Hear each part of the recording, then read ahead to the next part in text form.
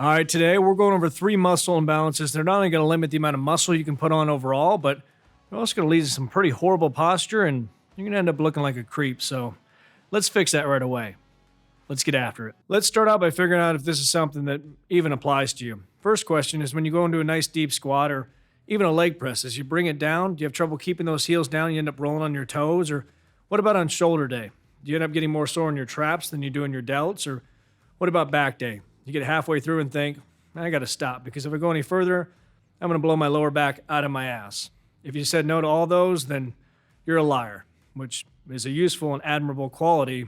Don't change. So when it comes to being unable to keep your heels down on something like the leg press, it all stems from ankle mobility issues, which in itself could be a litany of things. And it's a complex problem to fix, but just like most things in life, your best bet is to use Occam's razor. Scientific and philosophical rule that entities shouldn't be multiplied unnecessarily.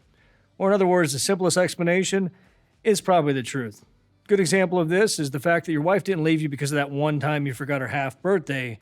She left you because you fucked her best friend. More than likely, it's because you spend 99% of your time training the muscles involved in the plantar flexion of those feet and give zero attention to the antagonist and strongest dorsiflexor, the tibialis anterior. And it's tough to blame you because from the looks of it, it appears that most gyms don't have a piece of equipment that make it easy to train. And yeah, you could do the dumbbell version where you sit off the edge of a bench, but then you feel like you're 6 and you're at the doctor's office and your feet are dangling there. You can almost taste that dry ass popsicle stick again. But there's actually a great piece of equipment that almost every gym's gonna have. It's a lying leg curl. To set it up, just adjust the heel pad to the shortest position, start with the lightest weight you can, sit on it backwards and contract that tibialis until you can't anymore. And yeah, it isn't lost on me that I'm asking you to stop doing one that makes you look like you're 6 to one that makes you look like you're riding reverse cowgirl, but it works better, so there's that. All right, the next muscle imbalance is a pretty easy one to identify. Just grab a couple dumbbells, head over to the mirror, turn sideways, and do a side lateral raise. If you have trouble looking at yourself as you do it, just look at the faces of the people around you. If they look disgusted, it's probably because your head's jolting forward with every single rep. And even if it doesn't, it's probably because you're so fucked up your head stays in that forward head posture, which means you're going to have a hard time connecting with the lateral head of that delt because your horrible posture is actually putting you in a perfect position to contract those traps, which, to be clear, is a bad thing. The reason that happens is because the deep flexor muscles in your neck have gotten weak, and you've also gotten soft. When you were younger, you used to go to the bar and have 2, 3, 12 drinks and bring home a thick girl and let her sit on your face while you're simultaneously having the time of your life and fighting to breathe. You're also keeping that chin tucked and engaging those flexor muscles, but those days are long gone now. And you can't simply fix this by throwing on your favorite metal album, hanging your head off a bench, and thrashing up and down because there's a muscle on both sides called the Sternocleidomastoid, which originates at your clavicle and sternum and wraps around towards the back, connects to the mastoid process, and even when you have your chin tucked, it's a bastard. It's still going to try to engage and take over, so we have to break it into 2 parts and do it lying on the floor. So to do this, you're going to need a 10-pound plate and a towel. Fold that towel up, put it on your head, and then set the plate on top, but obviously don't hold it, just stabilize it. From there, we're going to do a chin tuck, so drive that chin into your neck. And as that head tilts forward, you're going to feel a nice deep stretch in the backside of your neck, so it's going to feel like your head's sliding up and away from you. It'll make sense when you do it, but the biggest reason we do it on the ground is because you're able to duplicate perfect form every single time. Now that we have those deep neck flexors contracted, we're going to maintain a chin tuck, continue to tilt that head forward, and lift it off the ground an inch. Now, what this is going to do is make the contraction even worse.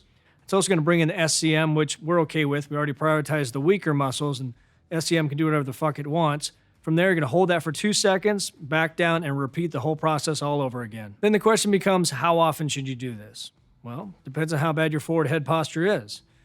If it's disgustingly bad, start out every workout with this. If it's only kind of bad, people don't get nauseous, once a week. And for the last muscle imbalance, we're not even going to go over a way to test it because even if you have fully developed erector spinae muscles, they can always be better. And the best way to train them is with a reverse hyper.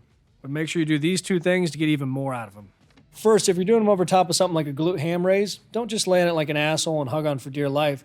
Try to get extension in that upper back as well and try to make the contraction meet in the middle. So as you bring those legs up, you drive the upper back up and it makes it a lot worse. Second, as you bring those legs up, I want you to pretend like your feet are glued together. There's a reason why powerlifters love these as much as Instagram models, because if you start to turn those toes out, you can get more engagement out of your glutes, which is fine if that's your goal. But if you want to tear up that back, feet together, toes together, it'll do the job. Well, what did we learn here today?